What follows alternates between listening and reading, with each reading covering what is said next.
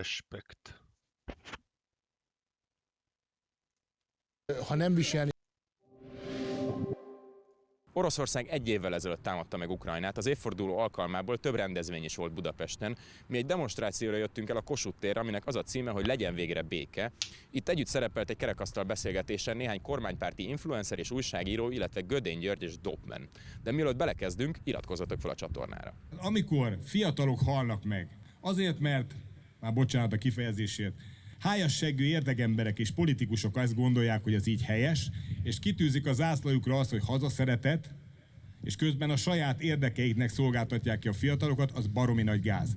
És már nem tudunk visszamenni a múltba, és már lényegtelen az, hogy mikor kikezdett, mit, mert tudjátok, hogy van ez, hogy kikezd, tehát ő visszaütött. Mindig így van.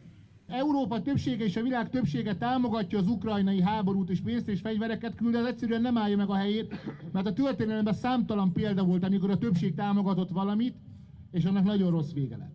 Tehát őszintén szólva, nagyon büszke vagyok rátok, hogy eljöttetek ide, mert én azt hittem, hogy a béke kérdésében nagyon kevesen fognak itt ma megjelenni, mert a világ legtrendibb témájából mostanában a világ legcikibb kifejezését akarják megfaragni. Az esemény főszervezője Ábrahám Róbert volt, ő a kormánypárti pesti srácokból kinőtt PSTV munkatársa, és ő volt a producere annak a dalnak is, ami pár napja jött ki, és amiben hírességek éneklik a We Are the World-ot.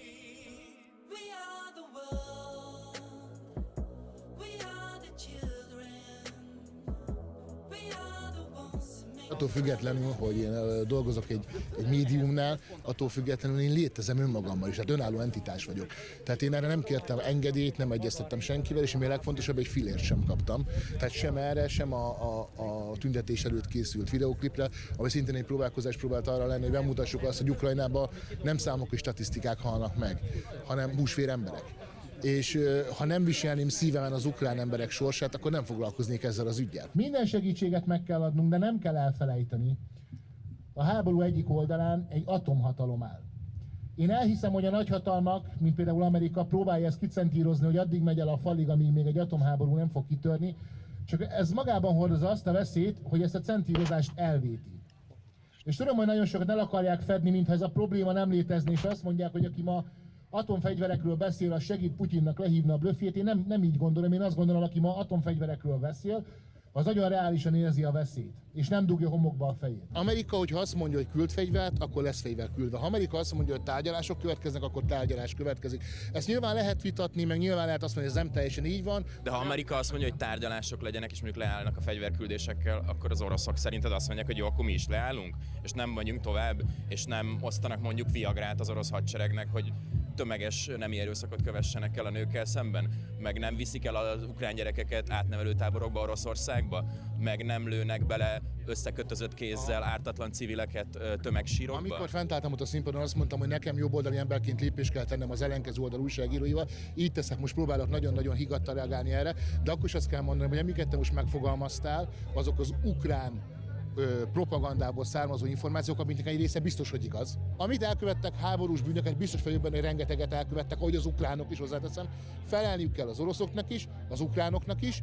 Ha ez az ukrán nép minden igazság ellenére tovább harcol, csak az fog történni, hogy még több ember meg fog halni, és hogyha belekeveredünk mi magunk is a háborúba, az nem megoldást fog szülni, hanem azzal csak még rosszabb lesz. És vannak olyan helyzetek az életben, amikor nincs jó megoldás. Na most, hogyha egy ilyen háború elszabadul, és kialakul egy háborús szitu, az nem úgy fog kinézni, hogy nézzük az ATV-n vagy a Hír TV-n a közvetítést ezzel kapcsolatban, hanem golyókkal fognak lőni, meg rakéták fognak becsapódni, meg bombák fognak robbanni, és meg fognak halni egy csomóan, akit az emberek szeretnek, vagy azt hiszik, hogy szeretnek. Tehát, hogyha a világban felelősségteljes vezetők lennének Joe Bidentől Zelenszkijén keresztül Putyinig, akkor megragadnák az első lehetséges alkalmat, hogy egymással tárgyalást kezdeményezzenek,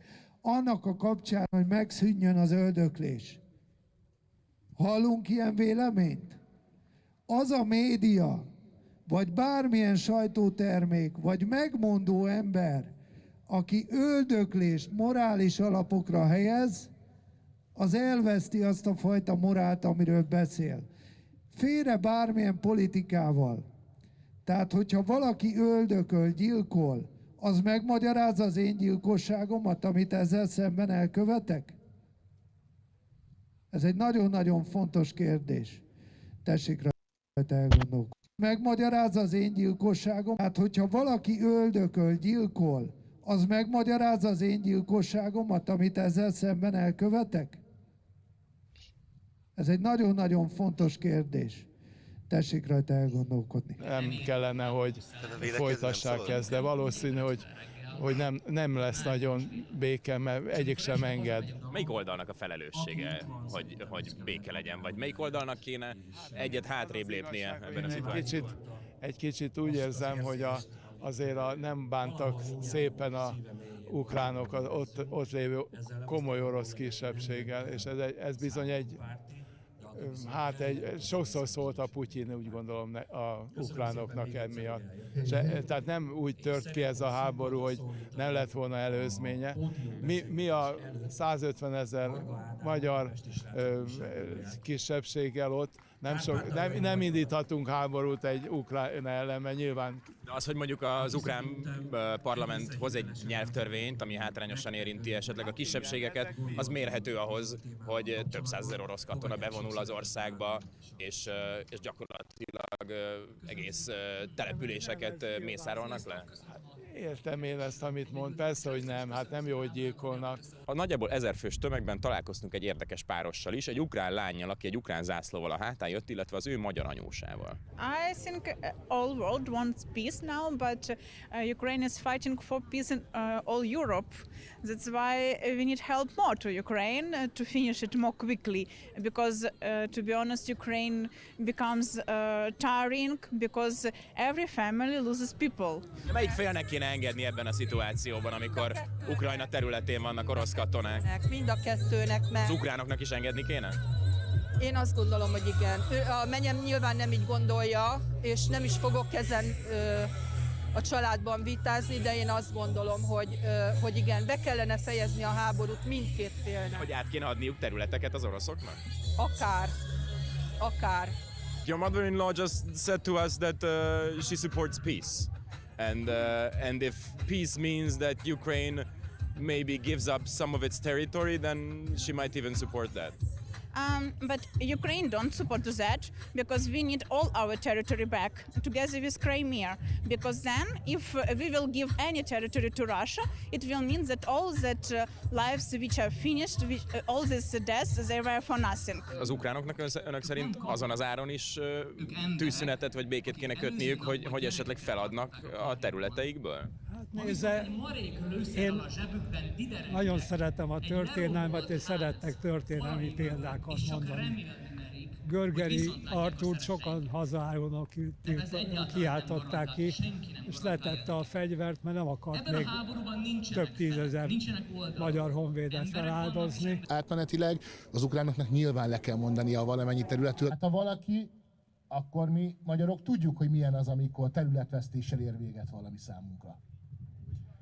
Szóval minket senki nem vádolhat itt szemforgatással vagy képmutatással, ha van ország, ami fizetett a békéért többet, mint ami jár, és még azt is egyébként nagyon megkérdőjelezhető módon, hogy egyáltalán kellett neki, akkor az Magyarország. Tehát mi tudjuk, hogy miről beszélünk, és én nem azt mondom, hogy Ukrajna tegye fel a kezét és feküdjön le Putyinnak, erről szó nincs. A nulladik lépésnek amúgy sem ezt tartom, hanem az, hogy a CIA takarodjon el Európából. Azután beszélhetünk arról, hogy milyen béke megoldást találunk.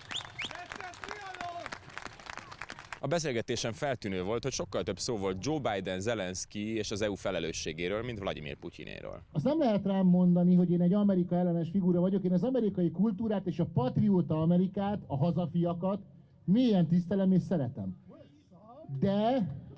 De a pokolba kívánom az azt vezető sátánistákat. Csatlakoznék én is azzal, hogy le is veszem a jackimet, hogy mindenki lássa. Nem tudom, látszik? Tehát én büszkén hordom magamon, én békepropagandista.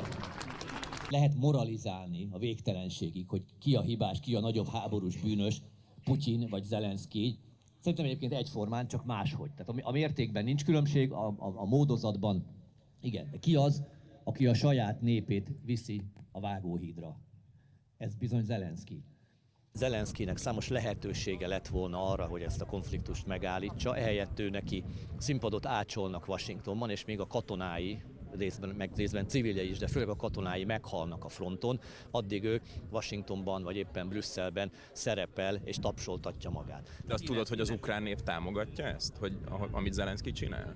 Hát az ukrán nép jelentős része nyilván támogatja, mert az ukrán nép szempontjából az, hogy megvédeni a hazát, az otthonukat, az életüket, az nyilvánvalóan tök természetes. Minél több fegyver lesz ott, annál több ukrán áldozat lesz, mert Zelenszky mit mondott? Hát harcolunk az utolsó ukránig. Hát ő biztos nem lesz ott. Pontosan ezt. Én is azt mondtam, a srác beöltözik ilyen katonai jelmezbe, hát akkor fogjon egy AK-47-est, azt szaladjon oda, oldja meg a problémát. Ne a srácokat küldje, akit otthon vár egy család. Várnak a szüleik, vár a családja, a gyerekeik. Hát voltak komoly kritikáim a kormány dolgaival szemben, de amikor Orbán Viktor azt mondja, hogy nekünk a béke mellett kell kiállnunk, azzal nem tudok vitatkozni. Tehát ha ezt Gyurcsány Ferenc mondaná, akkor vele kellene egyetértenem. Igen, de sokan azt mondják, hogy az vezet végső soron a békéhez, hogyha segít a nemzetközi közösség Ukrajnának megvédeni a területét. Igen, teletömjük az ukránokat fegyverekkel, hogy minél több áldozat legyen. Tehát ha látjuk itt azért olyan dolgok... Kevesebb áldozat lenne ön szerint, hogyha nem segítene Ukrajnának a nemzetközi közösség? Ennek a háborúnak már rég vége kellett volna legyen. Kevesebb lenne az áldozat akkor? Mindenképpen. De hogy kellett volna vége legyen? Az orosz hadseregről lehetett hallani, hogy bevonultak kisvárosokba, mondjuk Bucsába, és összekötözték gyorskötözővel a civilek csuklóját, és lelőtték őket a fényes nappal az utcán. Több tucat ember. Ott volt, amikor ez történt. Én nem tudom. Nem hiszi el ezt? Nem volt. Amit a média mond, én annak a 90%-át nem. Erről fotók vannak, videók vannak, helyszíni beszámolók vannak. A Covid-dal kapcsolatban mikről voltak fotók, mikről voltak videók, hát ott is hűítették a népet. Tehát amit a média jelen pillanatban produkál, én a 90%-át nem tudom bevenni kanyar nélkül. Akkor én ezt nem hiszi el, hogy az orosz hadsereg ilyeneket csinál. Lehet, hogy előfordult ilyen, mind a két oldalról előfordult ilyen. Én nekem nem tisztem az, hogy én Ukrajna mellé álljak, vagy Oroszország mellé álljak. Én a béke mellé állok. Nem gondolod azt, hogy a békéhez az is kéne, hogy az oroszokat arra kérjük, arra noszogassuk, arra szólítsuk fel, hogy vonuljanak ki a független Ukrajna területéről? Erre kérjük az embereket, hogy fejezzék be a háborút. Tehát nem az emberek vannak Ukrajna területén, hanem az orosz hadsereg. Nem, az orosz hadsereg emberekből áll. Hogyha mondjuk az orosz hadsereg elhagyná Ukrajnának az elfoglalt területeit, akkor Zelenszky akkor ott még nem lenne megelégedve, hanem ő még továbbra is, nem tudom, megtámadná Oroszországot? Most én nem tudom, hogy te naív vagy csak propagandát tolsz. Tehát ezt a háborút nem Zelenszky irányítja. Az ukrán ellenállás nem Zelenszky irányítja. Ez a háború, ez már régesség nem az ukrán-orosz konfliktusról szól, ez arról szól, hogy a nagyhatalmak egymással küzdenek, és az Egyesült Államok konkrétan megakadályozta már azt, hogy békét kössenek a felek egymással. Oroszország nem szeretne fölösleges katonai kalandokba bocsátkozni. Putyinnak a szovjet romantikája az inkább egy retorika az orosz nép felé, de Putyin meglehetősen jó reálpolitikus, és tisztában van vele, hogy a katonai kalandok azok a Szovjetuniónak olyan sokba kerültek, hogy összeomlott benne. A magyar miniszterelnöknek az álláspontja pragmatikus indokok alapján az egyetlen képviselhető európai álláspont, ami az Európai Unió működését megtarthatja. Ezért jobban tesz. Ez a csávó! De még valamikor ez még normális volt. Ma már nem normális. De van membe az esze. Az európai vezetés, úgy mondja? Ha mielőbb szimpatizálni kezd a miniszterelnöknek az álláspontjával, mert az az igazság, hogy ez az egyetlen létező álláspont pragmatikus alapon. Azt gondolom, hogy a béke az egy olyan helyzet, ami mindannyiunknak sokkal előnyösebb, mint a háború. Tehát igazából... Akkor nem lettél fideszes? Nem vagyok fideszes, de még lehetek. Tehát itt a békének az a lényege, hogy a béke az a termőtalaj, amiből kialakulhat egyáltalán az a körülmény, hogy olyat játszhassunk, hogy én a Gyurcsányt utálom, vagy az Orbánt. Ha a béke megszűnik, ezt a játékot el fogják venni. És akkor már nem játékról fog szólni, hanem arról, hogy azon megy a vita, hogy ki eszi meg a kutyakonzervet. És azok a nagy szájú, mindenféle morális alapra helyezett háború kívánók lesznek azok, akik nem jutnak majd kutyakonzervhez.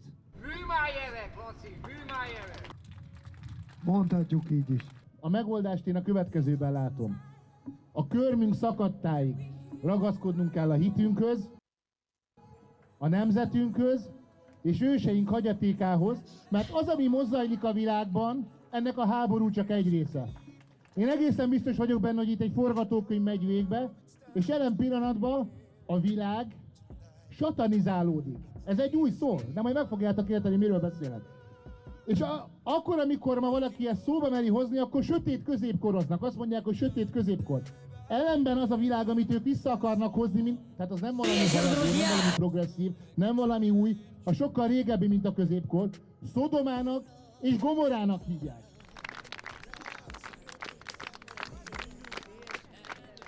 Ha szeretnétek több ilyen videót látni, akkor támogassátok a Telexet, és iratkozzatok fel a YouTube csatornánkra.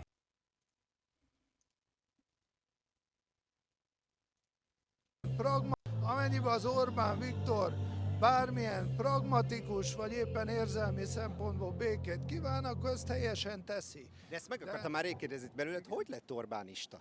Én nem vagyok Orbánista.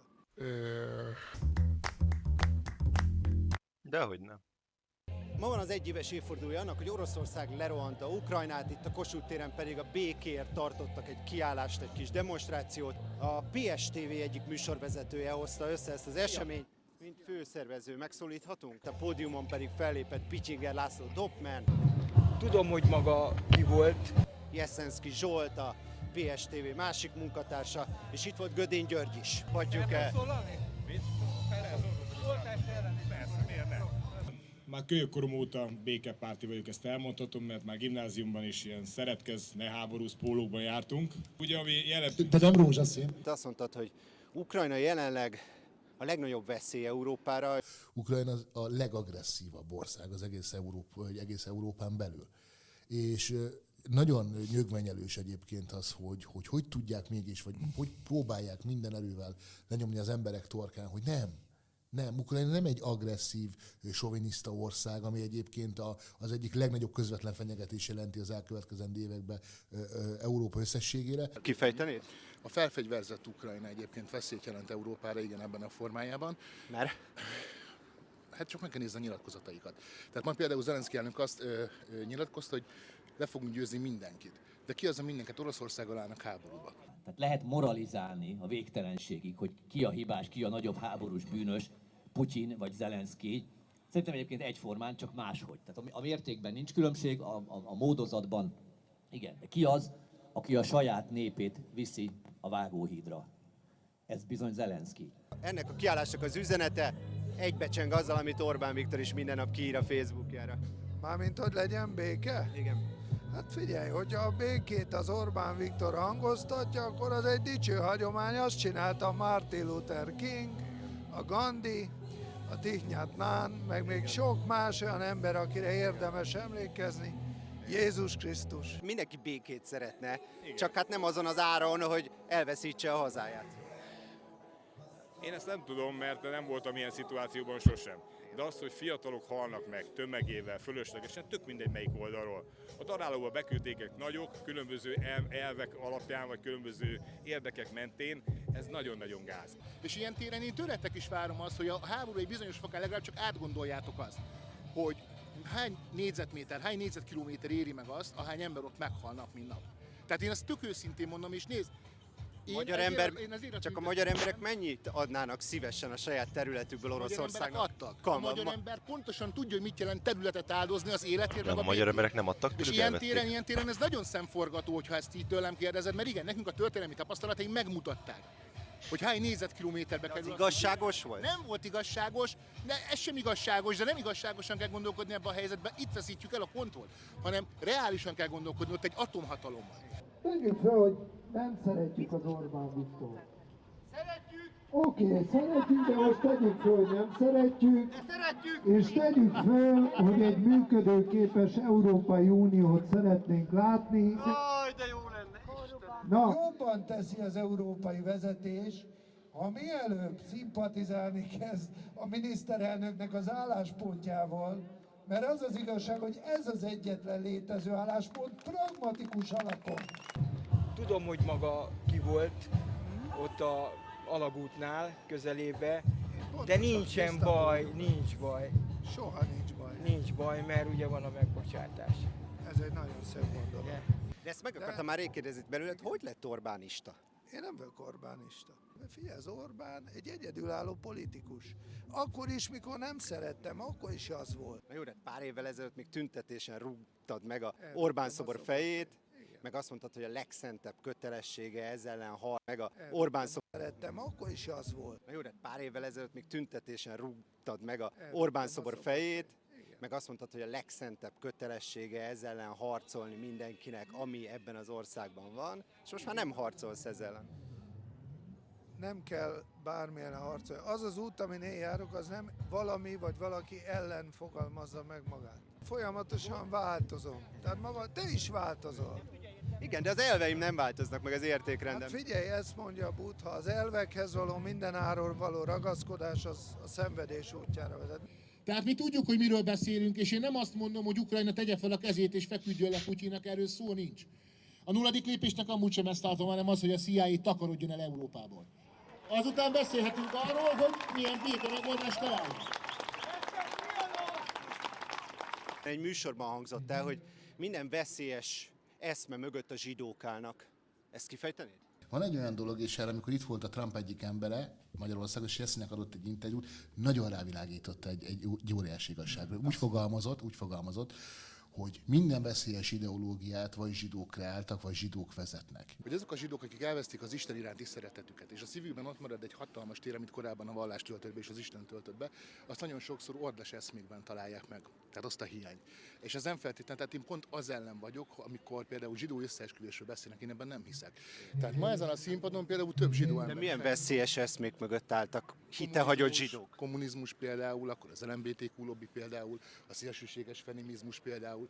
És nagyon kérlek, ha van bennetek korrektség, akkor azt a részt benne hagyod, amikor elmondom, hogy én a Trump tanácsadójától idéztem, és abban nagyon fájdalmas szívvel egyetértek, hogy az a zsidó, amelyik elhagyja az Istenét, az sajnos hajlamos arra, hogy ilyen dolgokban részt vegyen, és nagyon sajnálom, mert amíg zsidó nem hagyja el az Istenét, az ilyet nem tesz. És egyébként a mai tüntetésem egyik fő üzenete pontosan ez. Minden éjjel Ábrahám, Izsák és Jákob istenéhez, a Biblia istenéhez imádkozom, akit a békesség istenének neveznek. És éppen ezért a mai este is, ilyet a világon már nem lehet mindenhol tenni, a mi áldott országunkban még igen. Dicsőséget adok Ábrahám, Izsák és Jákob istenének. Köszönöm, hogy eljöttetek és békével távozzatok. Viszontlátásra, sziasztok!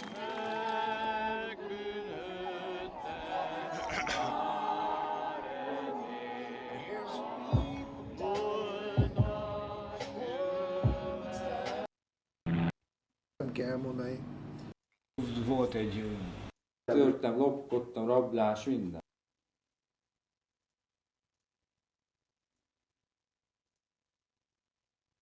In the CIA, we didn't give a hoot about democracy.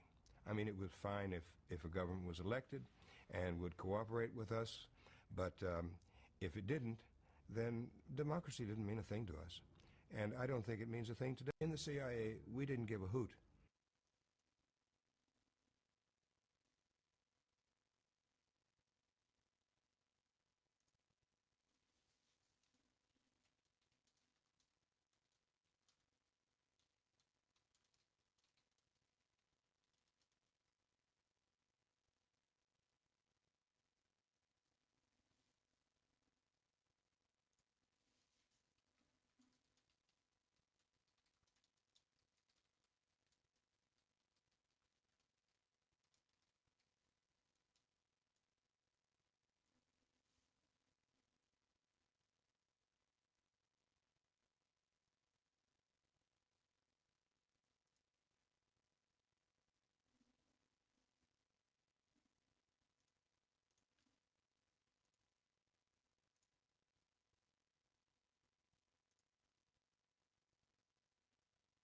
NATO semmi ott nem csinál, egyetlen jó terve, ha sürgősen feloszlatja magát.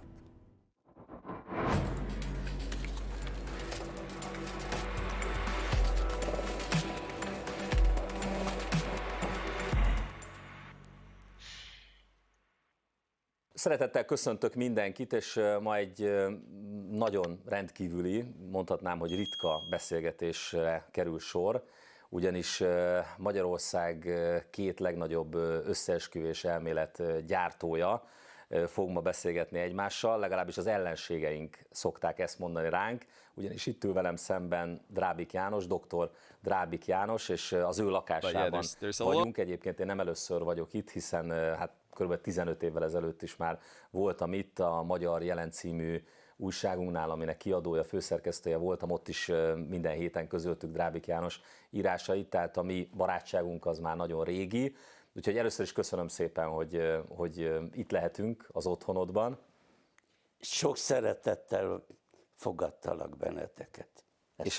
Ezt mondhatom. És akkor ugye beszéljünk akkor arról, hogy miért vádolnak minket azzal, hogy az ellenségeink, hogy Magyarország legnagyobb konteósai vagy összeesküvés elmélet gyártók vagyunk, mert nyilván azért, mert mi beszélünk egyedül arról, hogy van egyszerűen háttérhatalom, vagy hogyha nagyon cizelláltabban akarjuk ezt megfogalmazni, akkor olyan kormányok vagy államok felett álló nemzetközi, főleg globális nagyvállalatokból, bankárokból, stb. Álló csoportok, amelyeknek a létezését évekkel, évtizedekkel ezelőtt mindenki tagadta, de mára kiderült, hogy amiket te is mondtál, illetve írtál, és itt elnézést kérek a nézőktől, hogy tegeződünk, de ugye régóta barátok is vagyunk, ismerjük egymást, tehát amiről nagyon régóta beszélsz, nagyon sok könyvedben írtál, azokról mára nagy rész kiderült, hogy most már a nyilvánosság számára is, hogy ezek mind igaz történetek voltak. A Bilderberg csoportot például, hogy kiemeljük, nagyon-nagyon sokáig azt mondták, hogy hülye, konteósok, összeesküvés elméleti hívők, akik azt mondják, hogy van egy ilyen Bilderberg csoport, ma ez már nyilvános, hogy minden évben találkoznak a világ vezetői vagy urai, és egyeztetnek. Tehát beszéljünk egy picit akkor erről a kormányok, államok fölött álló világkormányról, vagy erőről, hogy kik ezek, hogy működnek, és főleg, hogy milyen jövő vár ránk most az ukrajnai háború tükrében. De először hadd kezdjek egy aktuális dologgal, nagyon röviden csak. Gyakorlatilag ért téged most napokkal ezelőtt egy támadás, megvádoltak azzal, hogy nem tudom, a szovjet érában, vagy a kommunista évtizedekben te gyakorlatilag a kommunista hatalomhoz dörgölőztél. Megmondom őszintén, hogy elolvastam a Facebookon megjelent ilyen írást. Általában én nagyon kritikusan kezelek mindent, ami az interneten megjelenik, mert rólam is mindenféle hazugságokat szoktak ott névtelenül írni, de nem derült ki számomra, hogy mit is akarnak rólad mondani, csak az derült ki, hogy be akarnak téged sározni, hiszen gyakorlatilag, ha valaki elolvasta ezt az írást, akkor az derül ki belőle, hogy évtizedekkel ezelőtt, mikor én még meg se születtem talán, abban az időben, mikor még kommunizmus volt, Szovjetunió volt, akkor te kicsit szovjet ügynök is voltál, meg CIA ügynök is voltál. Ugye engem is már vádoltak legalább 6 féle ilyen ügynökváddal az életem során. Egyszerűen ugye nem lehetünk ennyi titkosszolgálat emberei, tehát hogy pontosan mi történt?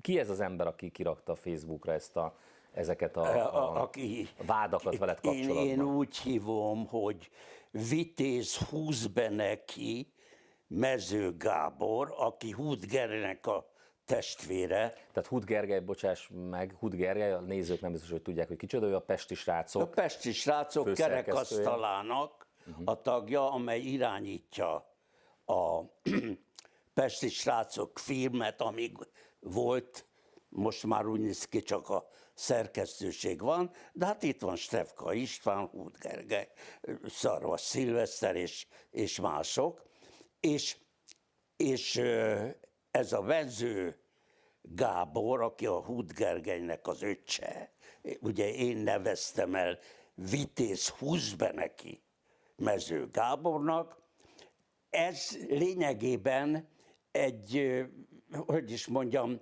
tényfeltáró újságíró, sikeres, magas színvonalú tekintélye van, és mint ahogy ő írta, megbízásból írt ellenem egy cikket. De ki indíthatta ezt a támadást szerinted? Miért pont most, tehát 2022-t ugye a megbízást, miért 2022-ben? A megbízást azt jóvá hagyta a kerekasztal, amelyik ugye a Pesti Srácoknak a legfőbb fóruma, de megjegyzem, minden nem látható hatalmi struktúrába a kerekasztal az egy védjegy. A kerekasztal az jelent valamit. De ugye azért a pesti srácok, meg Hut Gergelyék Fidesz közeliek, azt azért mondjuk ki. Fidesz közeliek szerintem, meg másféle körökhöz is közelik. Mi a lényege ennek a támadásnak? Mit mondanak rólad? Mert számomra nem egyértelmű, csak hogy... Hát a támadás az első része elég jól meg van írva, a második része az nagyon zavaros. Lényegében 3 dologról van szó, nagyon. Az egyik arról szól, az egyik időrendbe megyek, hogy én írtam egy tanulmányt a Varsói Szerződésről 1959-ben, amikor én 21 éves voltam. Utána pedig 1962-ben, amikor is a munkahelyemről, az 5. tanácsról kikért az egyetem, közelebbről a polgárjogi tanszék, hogy legyek ott tanársegéd, akkor pedig én írtam egy önéletrajzot, amiben benne van az, hogy kommunista meggyőződésű vagyok. Na most vegyük a dolgokat úgy, ha ő megkérdezi, ha ő benne neki nem az a feladata, hogy Vitéz, húzz be neki, Mező Gábor legyen, hanem egy tényfeltáró újság legyen, akkor tudta az egész szerkesztőség, tudta az én telefonszámomat, és ahogy te meg tudsz találni engem, és ő is meg tudta fölé, nem tette. Azért nem tette, mert neki az ő feladata az volt, hogy belém rúgjon. Tényleg csak nagyon röviden. Arról volt szó, hogy én egy 9 gyermekes családba születtem, és 1,5 szobában laktunk. Én az 5. gyerek vagyok. Tehát világos volt, hogyha egyetemi tanulmányokat akarok folytatni, ahhoz nekem diákszállóra van szükségem, és ezért én a jogra is jelentkeztem, mert ott azonnal kaptam is, és fölvettek. Na már most kezdetben egy jó káder voltam. Még népköztársaság ösztöndíjat is kaptam. Igen ám, de én fokozatosan rossz káder lettem, mert 56-ban az egyik testvérem az Washingtonba disszidált, ott nősült meg, amerikai felesége lett, ott lett családja, tehát amerikai lett belőle. És akkoriban, akinek külföldi testvére volt, vagy közeli rokona, az már nem volt teljesen megbízható. Azt már komoly állásba nem is lehetett helyezni. Én pedig minden áron szerettem volna, mert egy dolog érdekelt engem már akkor is a jogba, a nemzetközi jog, sőt a nemzetközi világ. Akkoriban még politológia nem volt, tehát a nemzetközi jogi tanszék fogta át. És én ott voltam a tudományos diákkör tagja, majd egy ideig a vezetője, amikor az 59-ben Hajdú Gyula professzor, aki akkor vezette a tanszéket, szólt nekem, hogy ide hallgassa, te benne akarsz maradni demonstrátornak és tanársegédnek. Most kiírt a lengyel művelődési minisztérium, a magyar művelődési minisztériummal egy pályázatot a 2 ország egyetemeinek a Varsói Szerződésről. Vegyél részt rajta. És én részt vettem. És írtam egy tanulmányt a Varsói Szerződésről. Na most a problémát az okozta, hogy én ezt a pályázatot megnyertem, az első díjat. És tulajdonképpen úgy nézett ki, hogy én bekerülök a tanszékre, de ez mégse sikerült, mert nem voltam elég megbízható, és kaptam az 5. kerületi tanácsnál egy ilyen kis irodista jogászállást. Nem mondom, hogy milyen, mondhatnék ilyen szót, hogy teszefosza.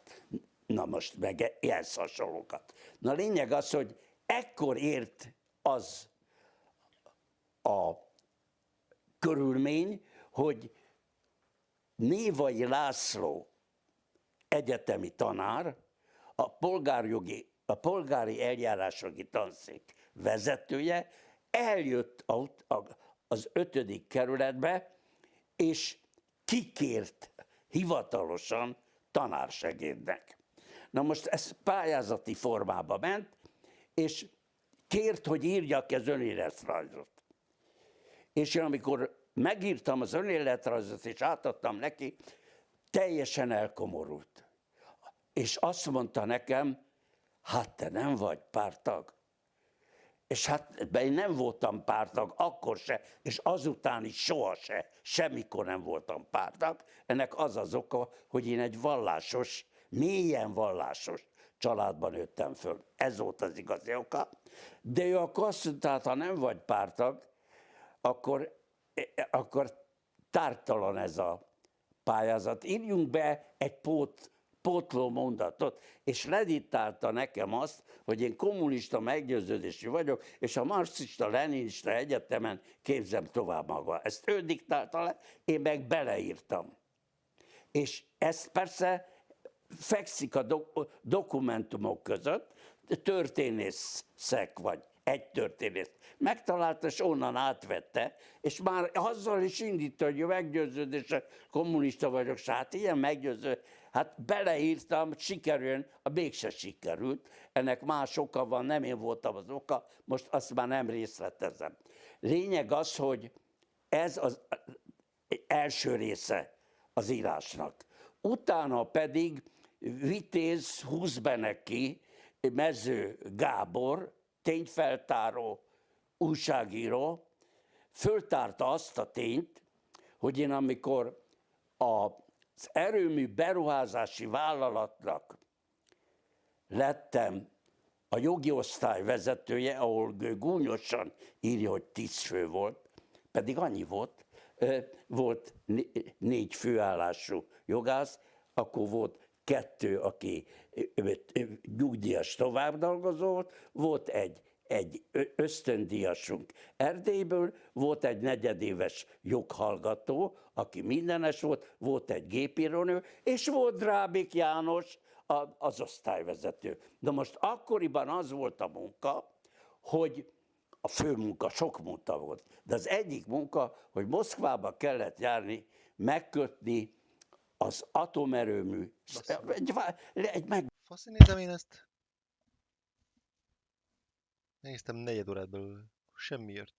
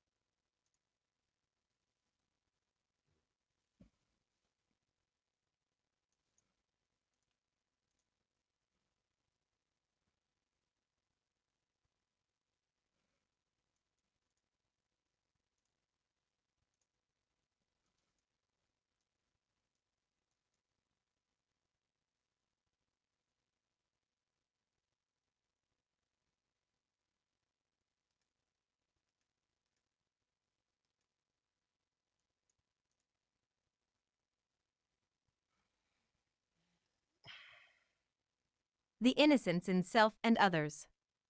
It isn't a question of commitment. It is more a question of, what are we committed to? We exist in a web or system of relationships. Within that system, we have an impact and are impacted. We are creatively uploading into our relationship system circuitry what we believe about self and life, and what others mean to us, 24/7. The relationship system is also the context in which we grow and develop, the context in which we formulate our beliefs and learn how we have to behave, given what we believe. The strategic self keeps everything out. The strategic self, including our masks, strategies, and armor, evolves.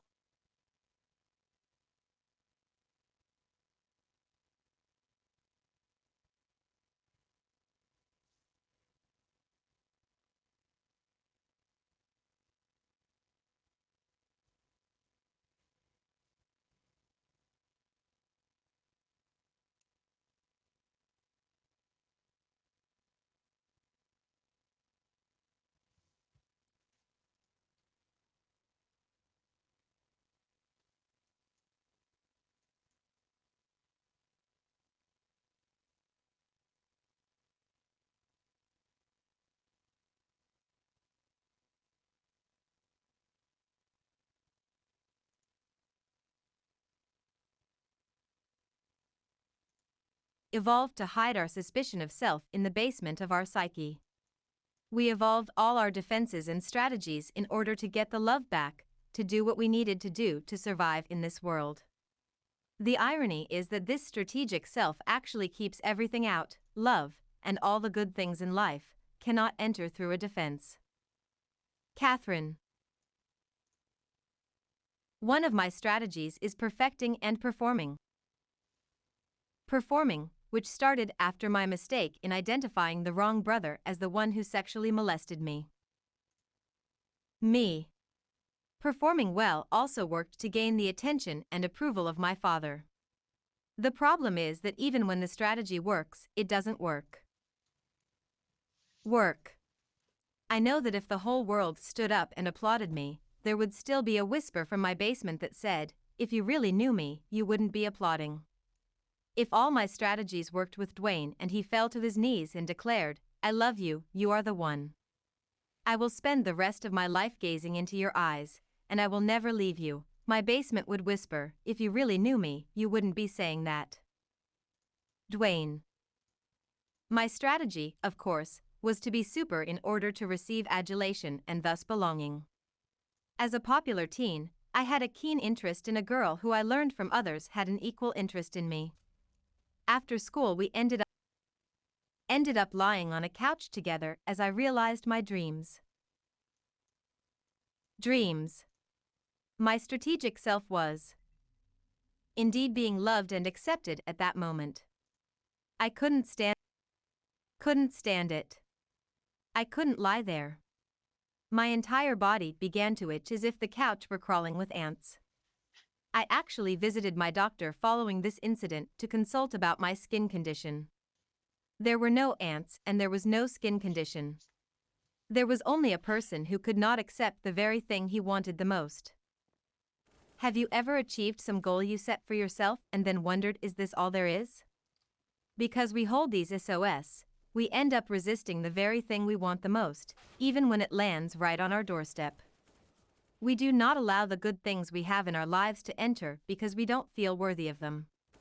When someone applauds our mask, it doesn't count emotionally because we aren't open emotionally.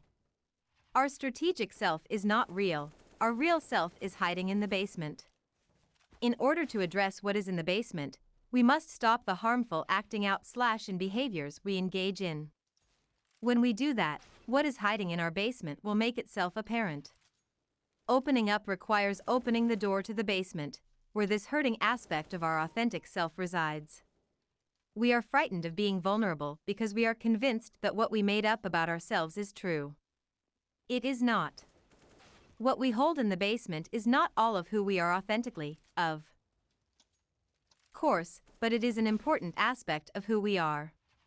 When we are brave enough to risk being seen, fully and deeply seen, then the good stuff can go to where we need it the most. Self-application. Our strategic and acting out /in behaviors can kick in so quickly that we might not be aware of the anxiety that they are covering, which is revealed when we stop. 1. Take a moment as you go through your day to note in a journal when your strategic self is activated, when you get defensive or strategic, act out or in. At the end of the day, sit down and ask yourself what vulnerability the strategic self is guarding in the basement. 3. Problems and relationship patterns are multi-generational, the distant past. You cannot solve a problem from the same consciousness that created it. You must learn to see the world anew. Albert Einstein. You are born with a past. Who we are and what we believe is shaped not just by traumatic events from our early life, it is perhaps even more a result of the relationship web we are born into, our family system, extended family, or family of origin, the people we grew up with. For decades, psychology has debated between nature, genetics, and nurture, environment, in terms of what has more power to shape our personality and identity. Recent findings in epigenetics, the study of how genes are impacted by environment, make it clear that these two can't actually be separated. Nature and nurture aren't different forces, they may well be the same force. For example, did you know that you were present in your mother, in the form of eggs in her ovaries, while your mother was still in your grandmother's womb? 3 generations occupying the same biological space. Family systems theory, synchronistically, tends to focus on how 3 generations of a family shape a person's identity and way of being in. Relationships. Research evidence has shown that traumatic or stressful situations experienced by a parent can change the genetic makeup of subsequent generations. The purpose of these epigenetic changes is adaptive. It is a kind of genetic preparation for entering a potentially hostile environment. Unfortunately, it can also be psychologically maladaptive, predisposing us to a particular fear-based pattern of thinking. It Didn't Start With You by Mark Wolin offers a great reader-friendly summary of this research. Whether or not you buy into the idea that the experiences of the generations before you have shaped you biologically, it is clear that our families have a powerful influence on our perception of the present.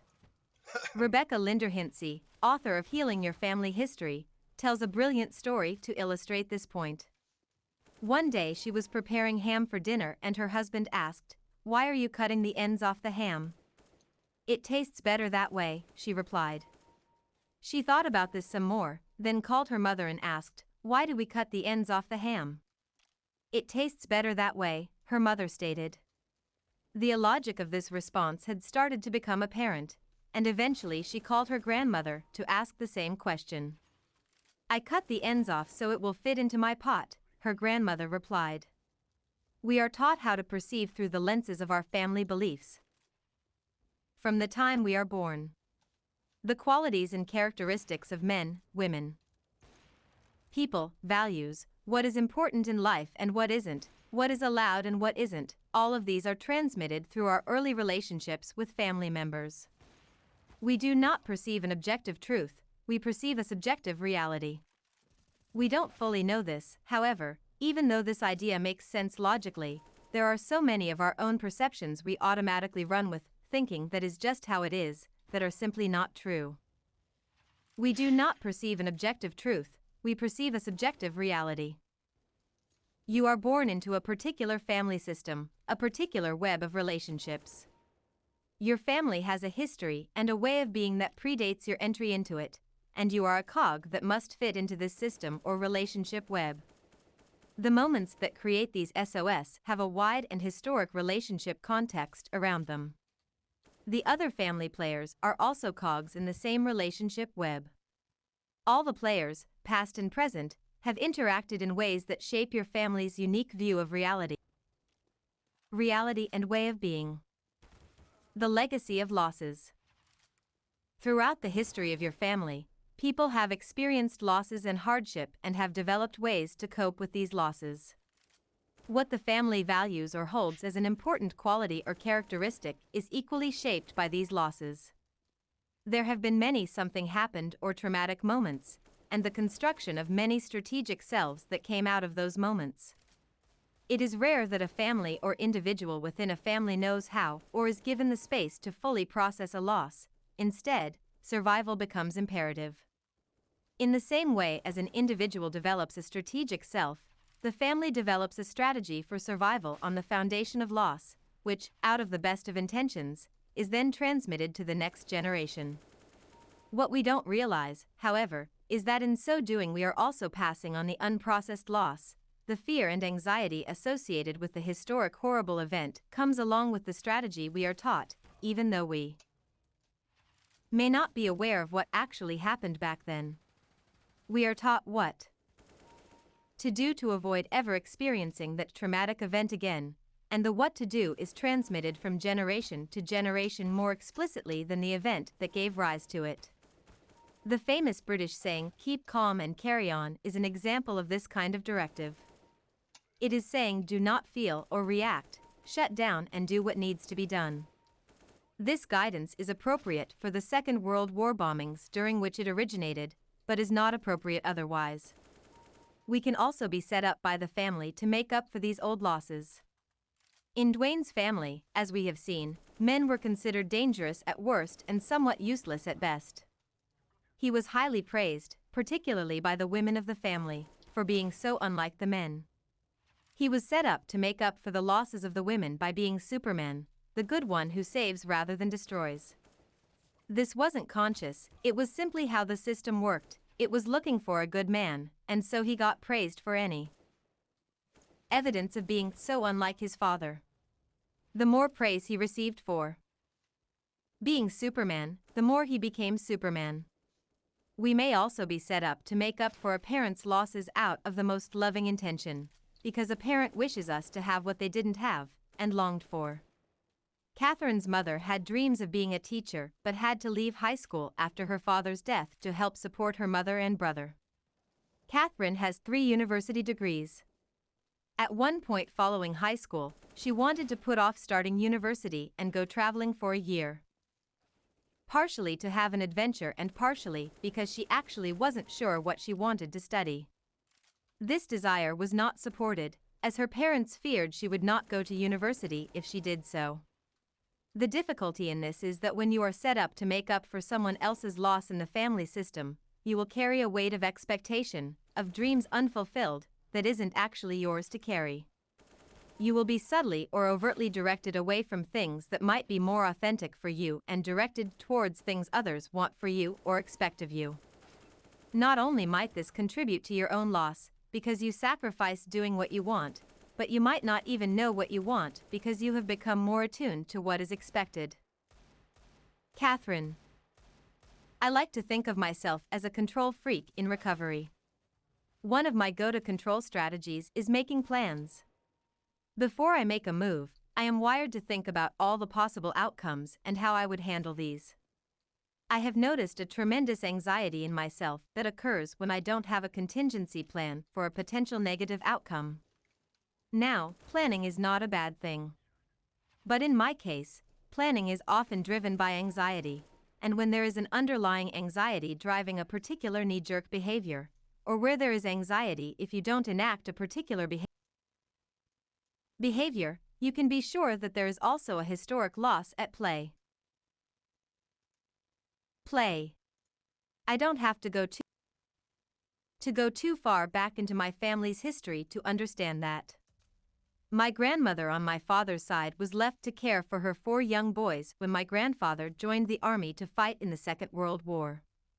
The story of how he joined is a curious one. He needed a hernia operation that they couldn't afford, and his understanding was that this operation would be provided free of charge should he join.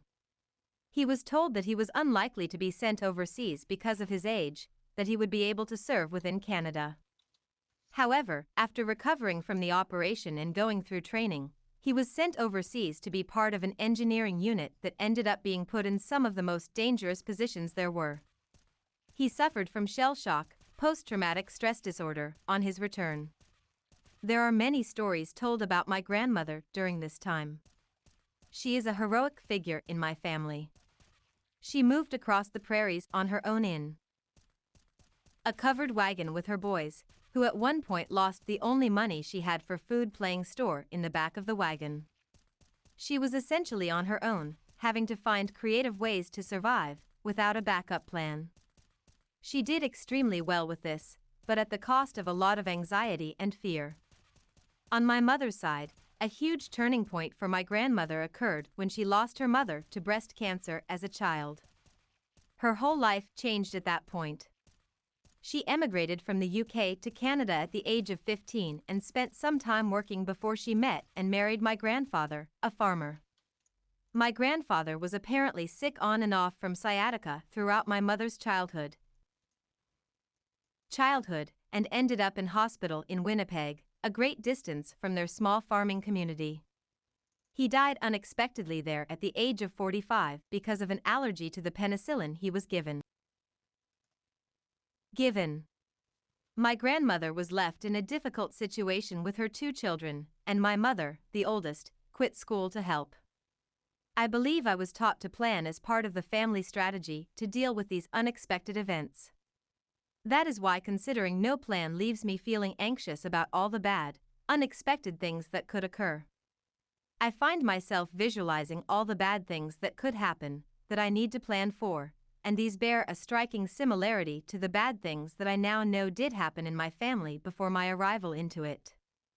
I end up feeling that old loss. I can easily feel far more anxiety than my real-life current situation warrants, because the high anxiety totally appropriate to the historical loss comes along with the planning strategy. Dwayne. My need to be super or exceptional, to make up for a deep sense of inadequacy, didn't start with me. It also didn't simply start from my experiences early on with my father's drinking. This drive to be exceptional, different, and noticed existed before I was born. During the Second World War, my father had to remain on the farm while all his brothers went overseas to the front lines. This was the requirement at the time for families on a farm, as it would ensure that the farm would be tended to in the event that all the brothers were killed while at war.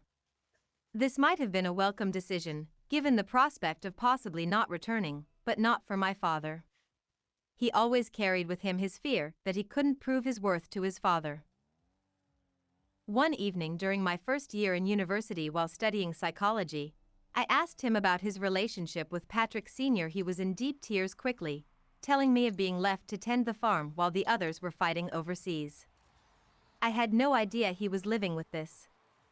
I was stunned. His need to make up for this question about his worth was the same as mine. He was a showman and a risk-taker, albeit a very clumsy and, eventually, frightening one after a few drinks were consumed. Having an ambition to play professional baseball was a very outrageous dream at that time. When I look at the pervasiveness of alcoholism in my father's family, I often wonder what my father's father also wrestled with. He was also a risk-taker. He left all his brothers and sisters and his parents and emigrated from the comfortable textile industry in Northern Ireland to farming in the almost Arctic conditions of northern Alberta. This was risky and adventurous. My grandfather emigrated with his wife and firstborn daughter, and by all accounts, after arriving, my grandmother quickly took control of all aspects of family and farm life. My grandfather's dream was taken over by my grandmother, and possibly this is where alcoholism first took root in my family system. In his bad drunken moments, this is the same accusation my father would throw at my mother, that she was responsible for the loss of his dream to be a professional baseball player. I was also left with the sense that I had to defend my dreams from the women in my life. My focus on being a rock star was responsible for the demise of my first marriage. I am aware that I was attempting to make up for the shortcomings of my father, as I suspect he was also attempting to make up for the shortcomings of his father. When a family teaches a strategy that is founded on loss, it also transmits the anxiety, fear, and unprocessed grief around the loss. The person receiving the directive might know nothing about what happened but still feel the anxiety. Family rules, qualities, characteristics, and values. The family develops rules to protect against these losses, which family members are overtly and covertly taught. Family rules may be the obvious spoken ones, such as we agree to treat each other with respect, but more. Often family members live by the family rules and ways of being unconsciously. The family transmits its rules, reinforcing certain valued qualities and characteristics in its members and inhibiting others. The strategies our family evolves exist to protect the family from painful experiences and losses. As a child moves through their natural course of development, they will inevitably encounter one of these hidden losses, and the family rule will kick in to govern the child. This might happen aggressively or it may be more subtle, but the message to the child will be the same. It is not okay for you to be a certain way, you must instead do this. It is not okay to be angry, you must be nice. It is not okay to ask for too much/be greedy, you must be grateful for what you have. Here again, we take on suspicions about real selves, and our behavior will be what is approved of or what works in our family of origin. It is important to note that what works is not always the same as what is approved of. For example, an acting out child who receives negative attention may be deflecting attention away from conflict between the parents. The black sheep of the family may provide an important focus point for other family members, who feel better in comparison. The reinforcement that occurs is not always obviously positive reinforcement. There might be a family rule that states, "Do not take risks. Risks are dangerous." This may have come from a grandfather who recklessly lost the family fortune playing poker or a father who had an affair. There will be a rule and a subsequent message to a child that taking risks is wrong and dangerous, stay in line. Every time the child ventures into the world of expression or being alone, the parent may step in, believing they are protecting the child. But in that moment, the natural development of the child, their need to explore, to test and experiment, gets thwarted. The child fears rejection if they do not comply with the rules. The child becomes cautious. It is important to emphasize that this is done out of positive intention. We wish to protect the current generation from experiencing the pain and loss of previous generations. Family rules and values govern every aspect of life, including how you think and feel about relationships, power, individuality, work and career, affection, feelings, control, freedom of expression, and so on. Rules and values are necessary to provide a functional framework for all the members of a family to grow and learn how to relate to one another. However, the more unspoken, inflexible, and restrictive the rules of a system are, the more damage an individual living within the system sustains. Unspoken rules are transmitted covertly, through a process of disqualification or shaming. Disqualification happens when a person is blanked out in some way, their communication or behavior is ignored, or responded to in a way that is invalidating. Inflexible means just that, the rule is not open to questioning or change and is seen in black and white terms. The rule doesn't change, people are expected to change to conform to it. Restrictive rules are those that do not allow for the full range of human experience. For example, certain emotional expression may not be allowed for some or all of a family's members, boys don't cry, girls can't be angry, or sexuality may not be acknowledged or discussed. If the family is full of anxiety and fear based on historical unprocessed losses, the system will have unspoken, inflexible, and restrictive rules. There will be very little room for an individual to develop authentically. Instead, they will be at the receiving end of many moments when aspects of who they are authentically are shamed, invalidated, punished, or ignored because they have broken family rules.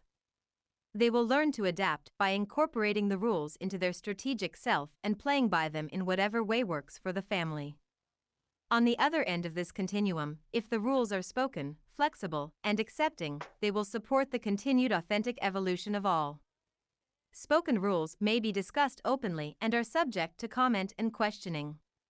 Flexible rules can change as times and people change and as values evolve through a considered process. There can be exceptions, rather than rules being black and white. They are accepting of all aspects of human experience. Real people grow out of such ideal family systems. Most of us end up with a mixed bag, aspects of self that are real and places where we hold SOS and cover these with our strategic self. The rules determine how a family deals with everything. Even if a trauma occurs outside the family environment, how the family deals with it will determine how it impacts you. We have heard many stories in our workshops of people being further traumatized by how a traumatic event was handled in the family. One woman talked about going home to disclose that she was raped at the age of 12 and having her father burst into a rage and load her into the car to drive the streets with a baseball bat beside him, looking for the perpetrator, all the while swearing, screaming, and saying he was going to kill this person. She was not taken to hospital until much later. Many children do not disclose sexual abuse to their parents, partially because they already know they are not to openly discuss sexual organs. Conversely, even the most traumatic events may be processed through to completion in an open, supportive, accepting environment. It is not so much what happens that determines what we carry from the past, it is how difficulty is handled. Within the context of an open, accepting, connected family system, traumatic events do not necessarily have a traumatic impact. Within the context of an open, accepting, connected family system, traumatic events do not necessarily have a traumatic impact. The rules are what govern the relationship contracts we have with those around us. The rules we learned in our family and hold on to determine how all our relationships unfold, and explain why we often end up experiencing the same thing with different people. We have the same contracts in the lines of our relationship network, even when the lines connect to different people. Take a moment to reflect on your family rules and values. What feelings were allowed or not allowed? How were you allowed or not allowed to express these feelings? What could you talk about or not talk about? What was considered important and valuable in your family? Career, education, money, power? Were there different rules for men and women? What is the ideal man, woman, or person according to your family perspective? How was affection expressed, or not? The next time you get into a disagreement with someone, ask yourself how your family rules are playing into the issue. We are often confused and upset when someone else isn't following the rules we were taught and take for granted as simply being reality. Differentiation, real and strategic self. Based primarily on our family of origins relationship dynamics, we end up living to a certain degree from our authentic, real self, and to a certain degree from our strategic, armored self. The balance between these two is called differentiation in family systems theory. Our level of differentiation is measured particularly by how we are in the middle of anxious situations. High levels of differentiation equate to being able to continue extending more real self and less strategic self into our relationship web, and lower levels equate to extending less real self and more strategic self within the same level of situational anxiety. How long can you hang on to your authentic self? In other words, we all exist on a continuum between knowing who we are, making decisions from the inside out, and reacting to the environment or other people and adjusting ourselves depending on what is in front of us. The more you know who you are, the better you will feel.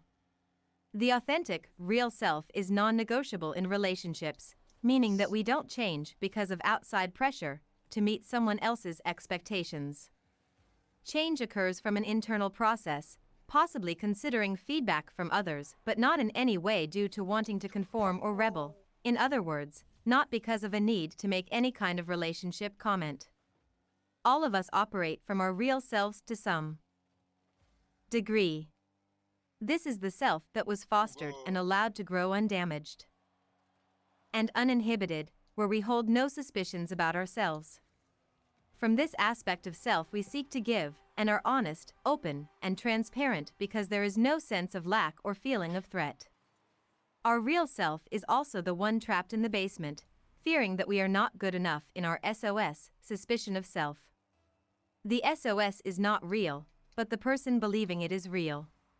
Here, we are frozen emotionally in time, having metaphorically locked ourselves in the basement. We may not have access, and we definitely don't allow others access. It is very important to note that this part of ourselves has not gone anywhere. We all operate to varying degrees from our strategic self, which has developed in lieu of the one trapped in the basement. The strategic self, made up of our mask and armor strategies, has as its purpose to hide our SOS, to pretend, and to defend. To do that, we must be constantly reading and reacting to the environment and other people. We have discussed in detail the many ways we do so through our acting out/in behaviors. The strategic self seeks to get something from the outside world to make up for what we fear we are in the basement. The foundation of its existence is our SOS. We have our strategies, which are forever connected to what they are guarding in the basement. The strategic self seeks to get something from the outside world to make up for what we fear we are in the basement. The more we operate from our strategy, the more anxious we will be. That is because the strategic self is reactive, constantly reading the environment to determine who to be and how to be. From the strategic self we are incongruent, meaning that who we are on the inside does not match how we present on the outside.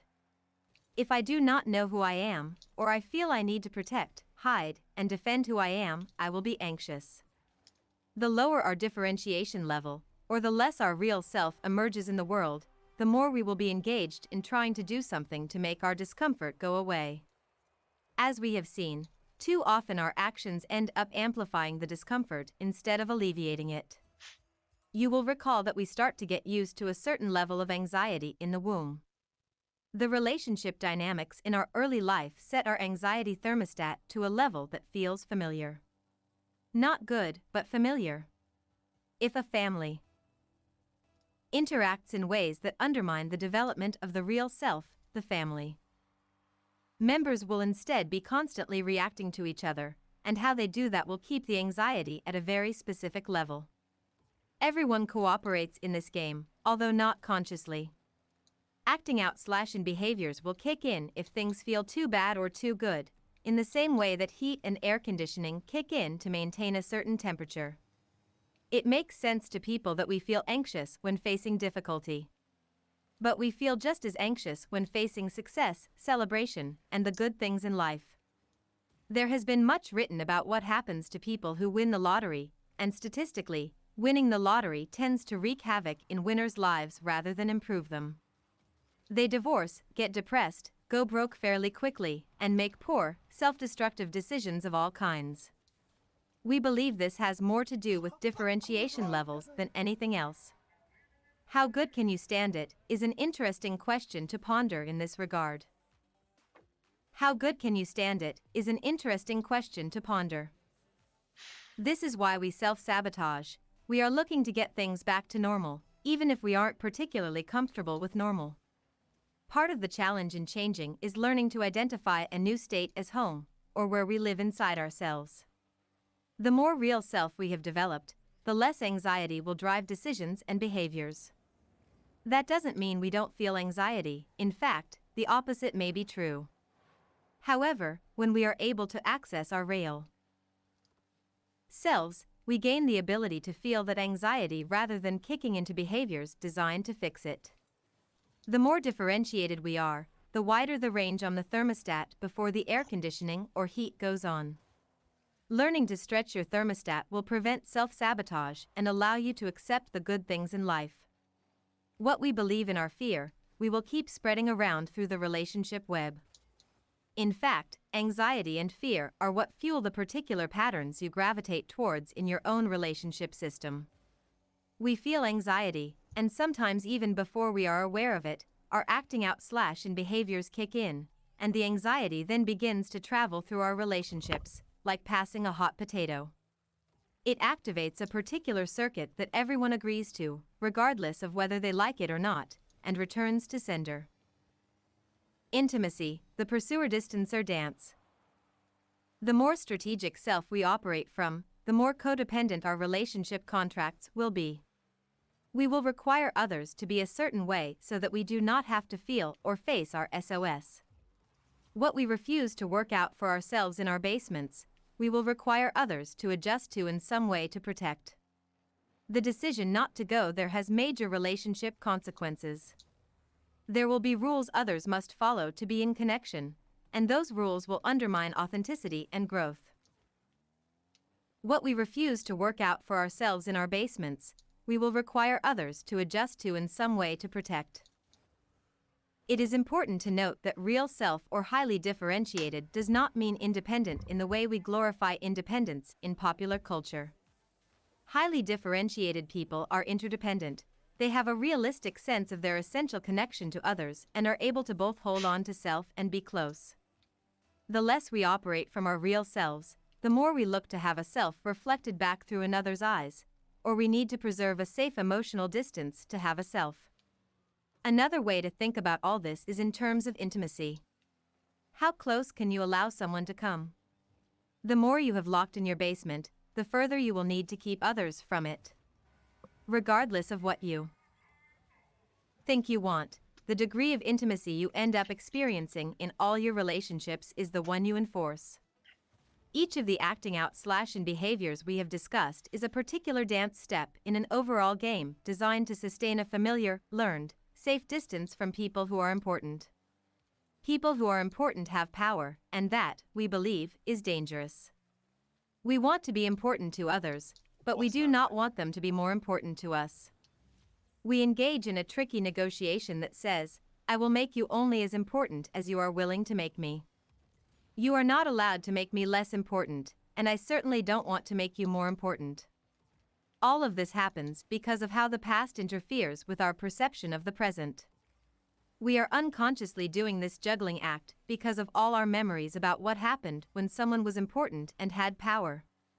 Our experiences in the basement wake up as soon as someone becomes significant to us. This, of course, acts out profoundly in romantic relationships, but anywhere that power dynamic occurs is equally vulnerable, with our boss, with our children, with our best friend. How we maintain the right distance is also tricky. The degree of intimacy you end up experiencing, regardless of what you think you want or what you think you are capable of, is the one you participate in creating. The simplest way to explain how this all works is to use the pursuer-distancer metaphor. Underlying every relationship dynamic is the pursuer-distancer dance. The pursuer is the one who wants to be closer, and the distancer is the one who avoids. The pursuer often thinks they are much more capable, willing, and able to be intimate than the distancer. But, weirdly, pursuers connect with distancers. If in fact pursuers were more capable of intimacy, they would attach to another pursuer like Velcro and be incredibly, blissfully close. That doesn't happen, because the real purpose of the dance isn't intimacy, it is distance. The pursuit is part of a dance designed to sustain a distance. When we fall in love, for example, we feel like we are instantly close. We talked all night. Couples will frequently exclaim when asked to describe the beginning of their relationship. But this isn't real intimacy. In the early stages, this is more an engagement with the fantasy, what might be or could be, rather than with the reality of the other person. As two people slowly come closer over time, at some point they will hit the wall, where they can go no further, because they never learned how to get any closer in their family of origin. Here is a fact that will twist the minds of the pursuers in romantic relationships. We only fall in love with those who understand the exact distance we learn to maintain in our family of origin. Despite pursuers believing themselves to be capable of more intimacy, remember, wanting intimacy is different than being able to achieve it, and often believing they know what needs to happen to achieve it. The other person has to change. They are exactly the same as the partner they complain about, no more or less able to be genuinely connected. The dance wouldn't be happening if one person was legitimately more capable of intimacy and connection. Both positions in the pursuer-distancer dynamic are driven by the strategic self. Both are ways of defending self that are not based on authenticity. The pursuer is looking to have a me through a we, by having a self reflected back through another person. The distancer is looking to protect a me by avoiding the we, believing that they will lose self if they let someone get close. These aren't necessarily fixed positions, people can trade roles. Often when the pursuer gets tired and gives up, the distancer becomes the pursuer. The pursuer is looking to have a me through a we, by having a self reflected back through another person. The distancer is looking to protect a me by avoiding the we, believing that they will lose self if they let someone get close. We actually have two related fears about allowing someone close to our basements. One is the obvious. We don't want anyone to see who we fear we are because if they do, we fear we will be abandoned, rejected, punished, or found lacking in some way, just like when. We also fear allowing someone power, allowing someone to be important. In our attempts to avoid letting someone have power, we withhold our love. We refuse to give because we don't want what we give to make us vulnerable. This is a really important thing to realize. We are not only trying to hide, we also actively hold back from contributing positive feelings and giving ourselves fully to our relationships. We are just as frightened of the good as we are of the bad. If it gets too good, we fear losing it, and we would rather just have it be mediocre or even bad, believing that if we don't let it be too good we won't feel the pain of loss. The fear of loss comes from our personal experience around what happened when someone was important, and from the legacy of loss in our family. There are no good guys or bad guys, redefining the problem. Hopefully it is becoming apparent that when you get into trouble in relationships, both people are contributing to the dilemma. Always. There are no good guys or bad guys in these dynamics. We get into good guys and bad guys, who is to blame and who is not, because we don't understand the cyclic, pattern nature of our interactions. We split our interactions up into cause and effect, and see the other's behavior as the cause and our response as the effect. Catherine would say that she had to pursue, remind, cheerlead, and eventually criticize Dwayne because of his avoidance and distance. She had to overfunction because he never stepped up to the plate. Dwayne, however, would say that because Catherine was all over him all the time, he had to avoid and distance. It was the only way for him to have a self. Neither of us was causing the other's response. Instead, we were caught in a negatively reinforcing relationship pattern, or feedback loop. Underlying this feedback loop are all kinds of beliefs that we feed into the system. When we are stuck in a feedback loop like this, it is because all the solutions we try are based on the same underlying assumptions and so create the same result. For example, Catherine's cheerleading and criticism are very different behaviors, but they are both founded on the same underlying fear in the basement. I am not enough, I must do more, I must have your acceptance and approval to be okay, and both transmit the same relationship message.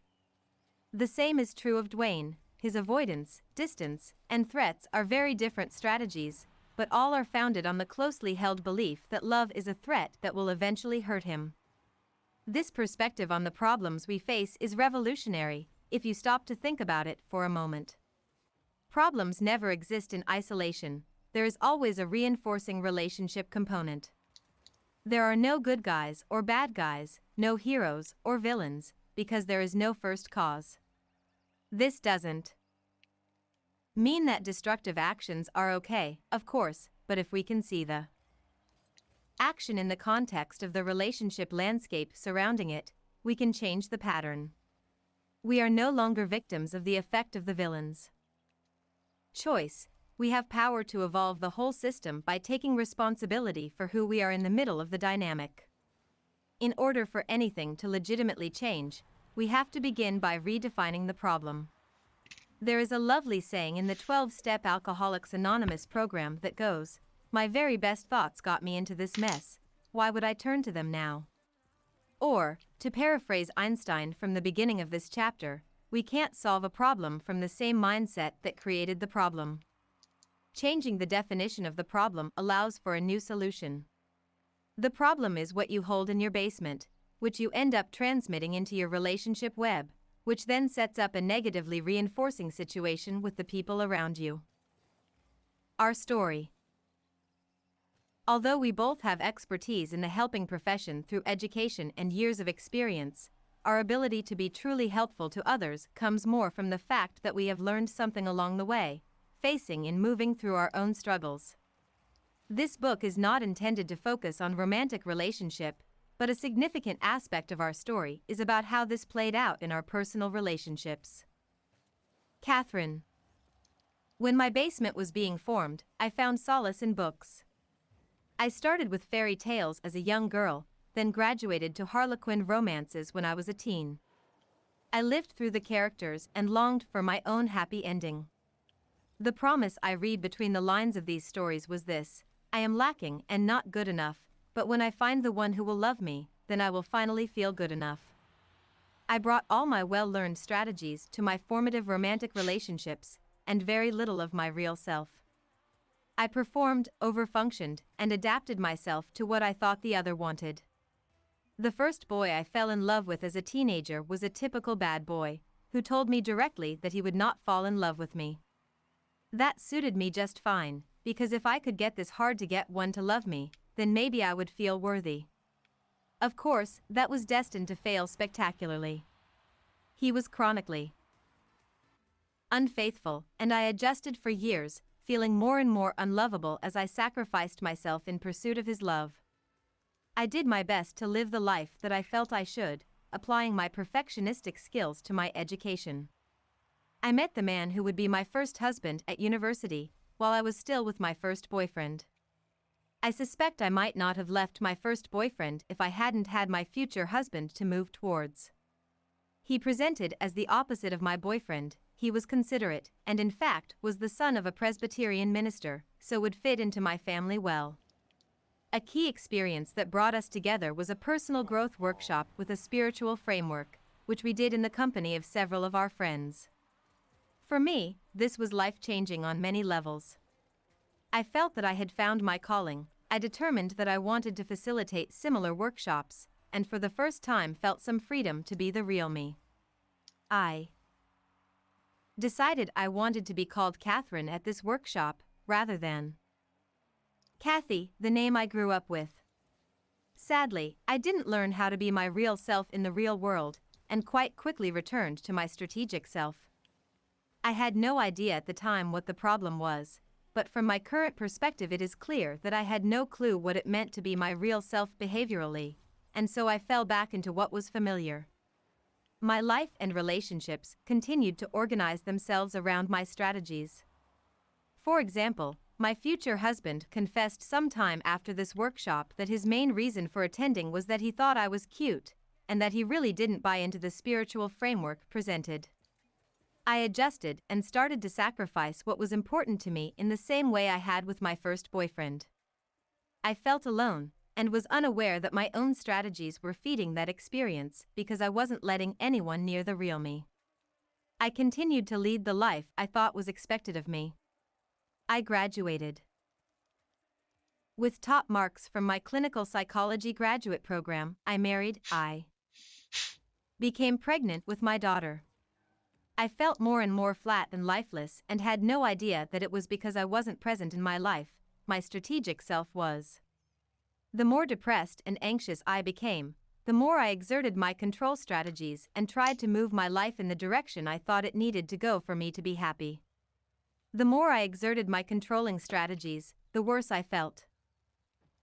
The universe eventually intervened with a rather dramatic exercise in letting go of control, in the form of a mystical near-death experience I had while giving birth to my daughter. More on that in Chapter 8.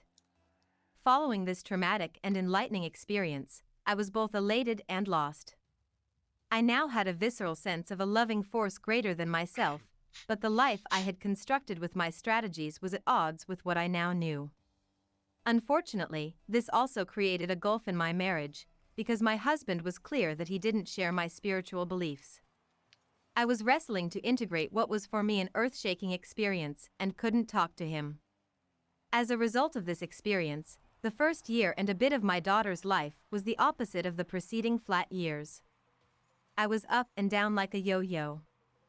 I was totally in love with my baby girl, could recall my mind-blowing experience in detail, and also fell into pits of despair trying to figure out who I really was, and how to rebuild my life on this new inner foundation. I didn't have words to describe my experience and didn't feel I had anyone to talk to. This is the context in which I first met Dwayne. Dwayne.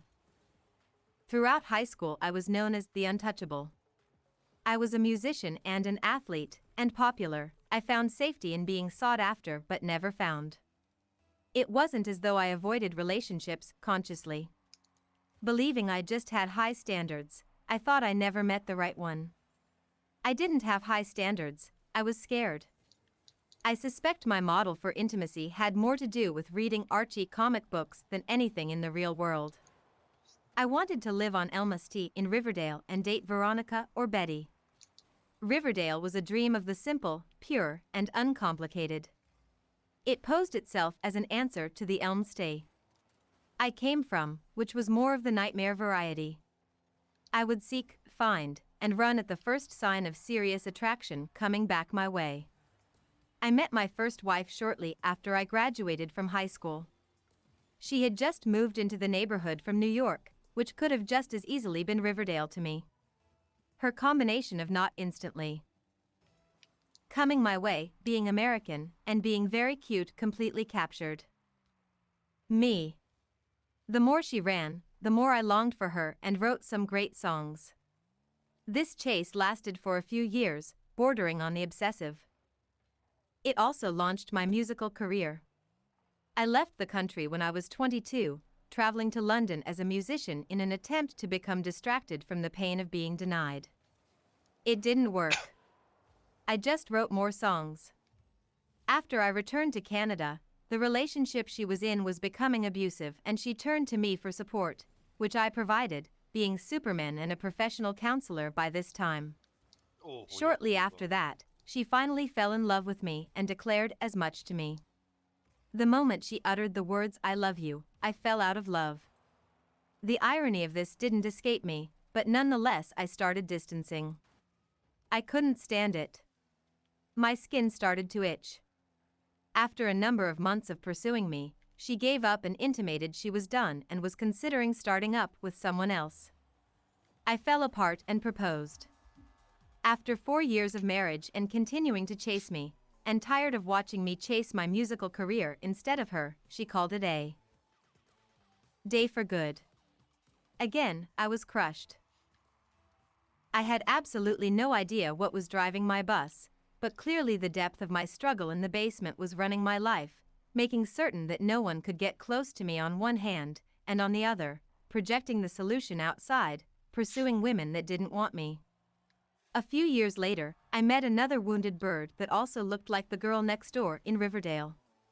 My career as a therapist and a musician remained in full swing as she presented herself, on the way out of a failing relationship and enamored by my Superman-like qualities. She had a difficult past with her schizophrenic father, who had sexually abused her and her 2 sisters. Abandoned by her mother prior to entering grade school, after years of sexual abuse, she finally left home at 14 to take care of herself and her younger sister. My story couldn't hold a candle to the insanity she had lived through. She was looking for someone to be the answer as much as I needed another wounded bird to be the answer for. For 2 weeks it was an extraordinary match made in heaven. It soon became hell. Neither one of us could stand being this close for too long before the drama set in. It didn't take long for my Superman qualities to seem more like Darth Vader to her. As I moved closer to the history and the depth of the pain in her basement, she started to blame her inability to be close on my disappointing actions and shortcomings. I was stunned. This was the first time I wasn't running the other way. Her finding fault in me woke me up to the pain of my own SOS. My ultimate fear was that being a disappointment put me in the same category as my father. A failure. My Achilles heel. This became an identity crisis at the level of my strategic self. If I was not Superman, then I had to be Darth Vader. There was nothing in the middle. I couldn't leave until I had changed her mind about me. I thought this was love. I wrote some more songs. The following 13 years can be best described as being on a roller coaster without any brakes. The pursuer-distancer dance continued, with both of us spending an equal amount of time in both positions. The relationship ended on 20 different occasions over that 13-year stretch. Whoever had been left would be ready to enter a treatment center, and the one who had left would be planning a trip to lie on a beach in Waikiki. We did both. I preferred the vacation spot over a padded cell, but in the last few years of the relationship, the cell became my permanent residence. She upped the ante with numerous affairs. I became clinically depressed. I had no other cards to play. By this time, my father had committed suicide. A few years earlier, my younger sister Laverne had been killed in a car accident. My musical career was over, and any financial security I had possessed had been lost in the Vancouver stock market crash.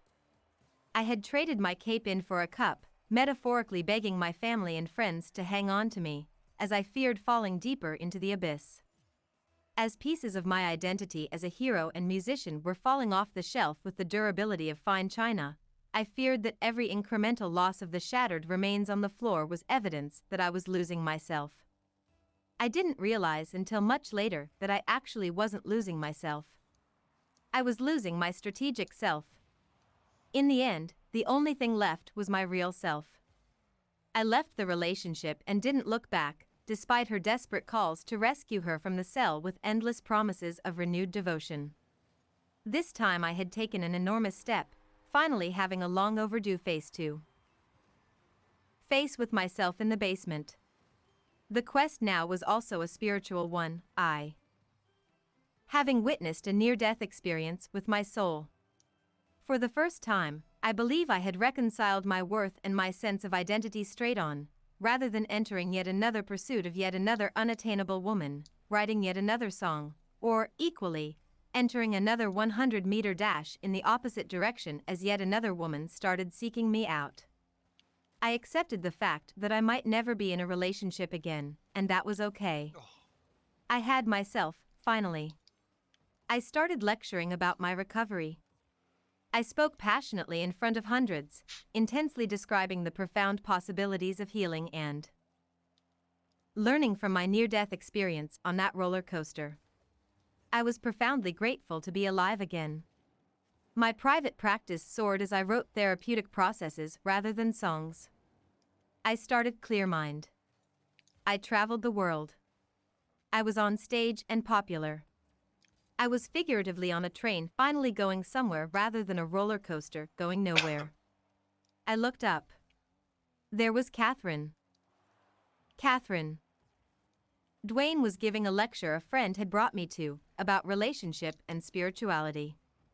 I was so excited about the approach he was describing because it made sense of what I was struggling to integrate and offered some insight into how to live. I felt like I had found my home in the work he described and the calling I had glimpsed years before.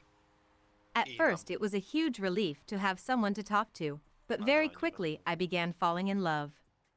I was honest with my husband about what was happening and didn't lie or cheat, but the process of sorting through my feelings, my husband's feelings, Dwayne's feelings, and what it all meant was a painful one for all involved. Eventually, my husband made the call that we should separate, and I agreed. Once again, I had moved from one relationship to another. Our daughter was 2.5 at that time, and our extended families were understandably upset. For the first time, I was either A, admitting I had made a huge mistake, or B, about to make a huge mistake.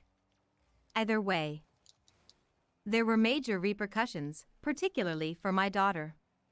This certainly activated my basement fear that I was horrible and dangerous, from when I identified the wrong brother as my abuser.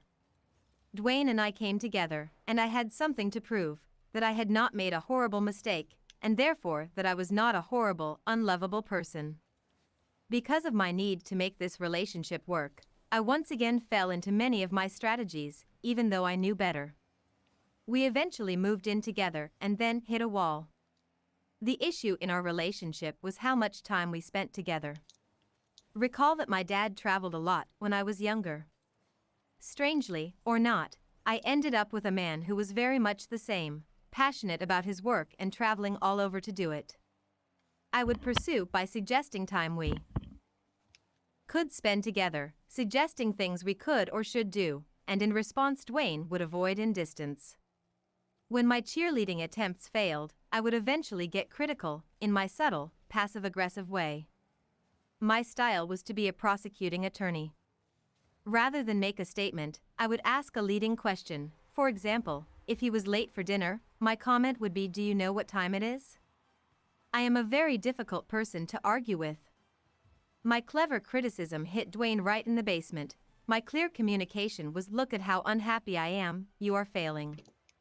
Dwayne would aggressively argue back, which would eventually escalate to the statement that was guaranteed to get me to back off. "You know, Catherine, maybe this relationship isn't working."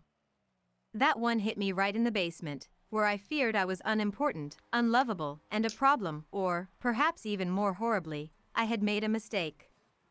My instant strategic reaction was to back off, adapt, and make everything okay again. Dwayne. When I met Catherine, I was lecturing on the deeper purpose of healing wounds in relationships. I spoke with vigor about the treachery of the mistakes we make and the price we pay when we look to fill ourselves up with the rapture of another. After this talk, Catherine told me how impressed she was with the material and subject matter. If anyone could find her way through all that I had been through, it would be someone like Catherine.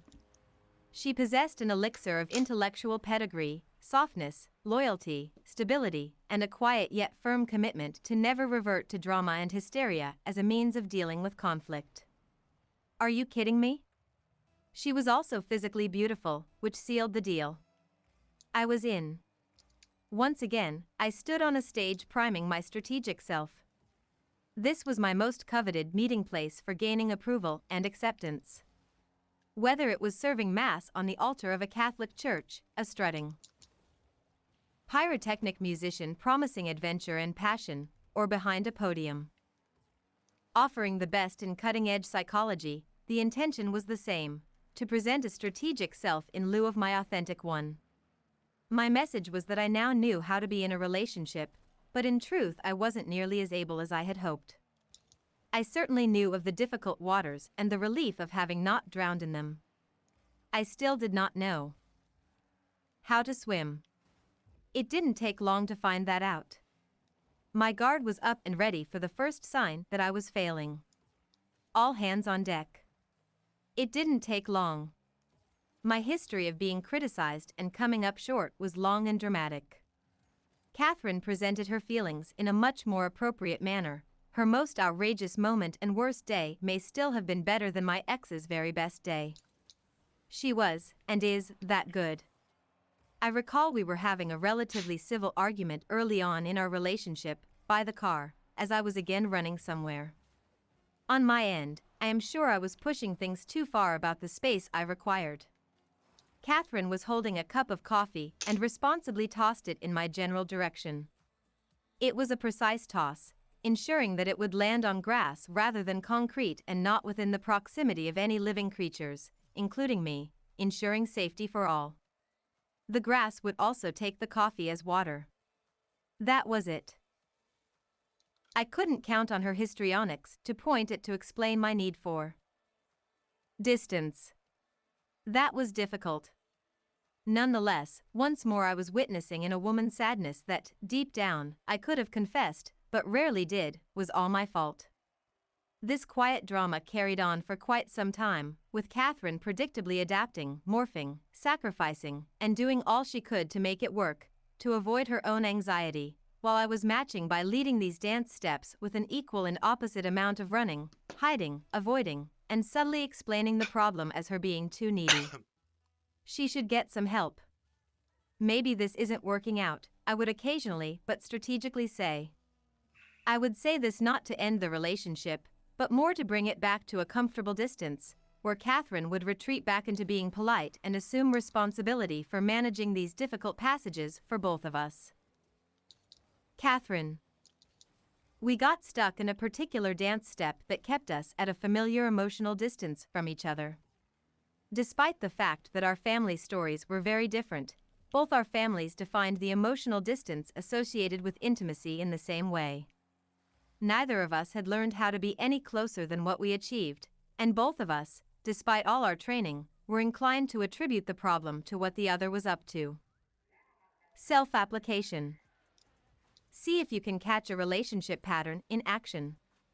We are blind to relationship dynamics because we focus on the content of a difficulty instead of watching the relationship process. Ask yourself what is happening underneath the content. These were the dance steps in our example above. Catherine overfunctions, cheerleads, plans, suggests, Dwayne avoids and distances, Catherine gets passive-aggressive and subtly critical, Dwayne attacks and threatens, Catherine moves the goalposts, backs off, makes everything okay. Catherine overfunctions, cheerleads, plans, suggests, Dwayne avoids and distances. Both end up reinforcing their own and each other's SOS in the basement. Part 2, Real. The world breaks everyone and afterward many are strong in the broken places. Ernest Hemingway. It is easier to love humanity as a whole than to love one's neighbor. Eric Hoffer. 4. Problems must be resolved in relationships. We are disturbed not by what happens to us, but by our thoughts about what happens to us. Epictetus. Catherine. When Dwayne and I were in that stuck pattern in our relationship many years ago, we had both been practicing therapists for years. We were good at what we did. We had already formed Clear Mind, were already engaged in teaching workshops, and our work was spreading to different locations all around the world. This is all to say, we knew better. I was aware that I was collecting evidence to prove that I was not important. I was aware that Dwayne's focus on traveling and work was just like when my dad would be gone or work-focused when I was a child. In our calm, less anxious moments, we talked about this. We understood what was happening.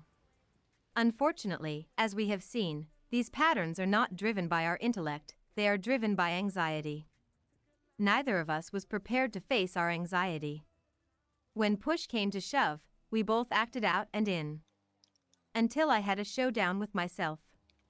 One day, after Dwayne had made one of his not-so-subtle threats implying that this relationship wasn't working out, I took a good look at myself in the mirror. What was I doing? I moved the goalposts, adjusted, and backed off, all in an attempt to preserve the relationship. I overfunctioned in an attempt to prove my value. But all I was really doing was proving my lack of value, because every time I did more than my 50%, I was telling myself, who I am is not enough. I was non-verbally asking him over and over, am I good enough yet? I thought if I made myself necessary, needed, I would be chosen, or wanted. I had made myself necessary very quickly with Dwayne. I had inserted myself into every aspect of Clear Mind, from writing workshops and facilitation to administration. I had placed myself in every part of his life. With a sinking feeling in my stomach, I realized that being needed and being wanted were different things. I let myself, for the first time, consider the possibility that maybe this relationship wasn't working. If Dwayne wasn't happy, if he was telling me the truth, then what was I doing trying so desperately to make it work, essentially all by myself? Maybe I ought to respect what he was saying instead of constantly trying to change his mind. Maybe if he wasn't happy with me, I ought to let him find his happiness instead of trying to control him. As soon as I considered that possibility, I was flooded with fear. What was I really afraid of? As humbling as it was to admit it, I realized that I felt like I needed this relationship to work, and I needed Dwayne to love me, so that I could believe I was lovable and okay. I was looking to have a me reflected back through the we. I was also terrified of potentially having made a mistake, just like when I made a horrible mistake by identifying the wrong perpetrator as a child. I was engaged in trying to make it work so I wouldn't have to face being mistaken.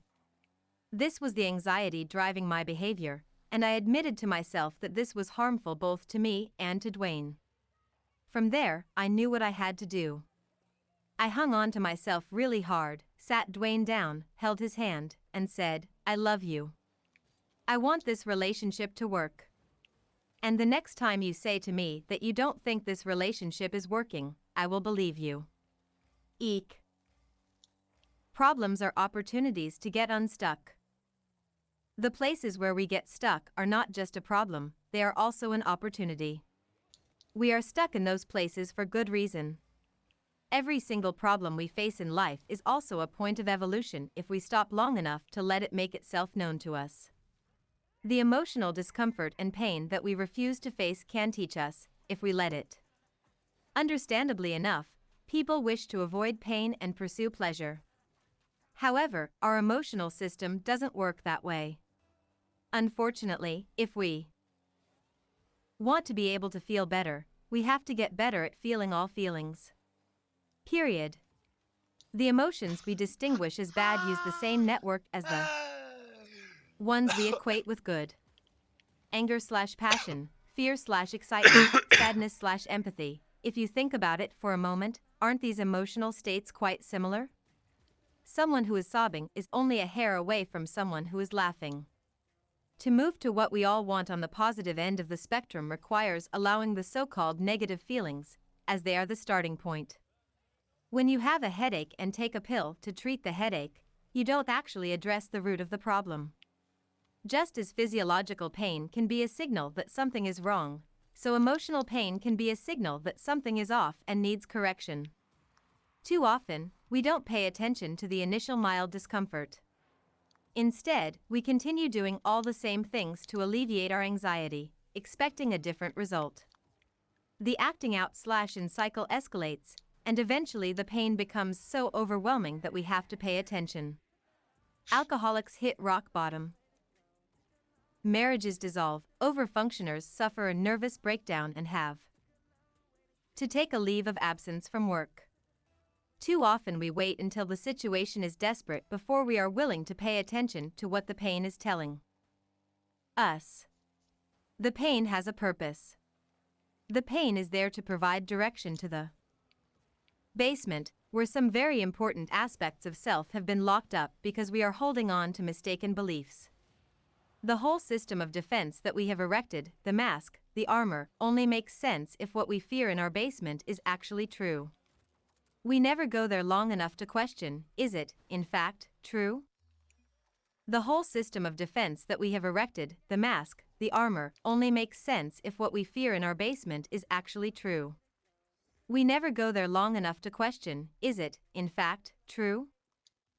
As Epictetus said, we are disturbed not by what happens to us, but by our thoughts about what happens to us. Human beings heal reasonably well from events, but the meaning we make of these events is what we carry forward from the past into the present. We are in charge of that, period.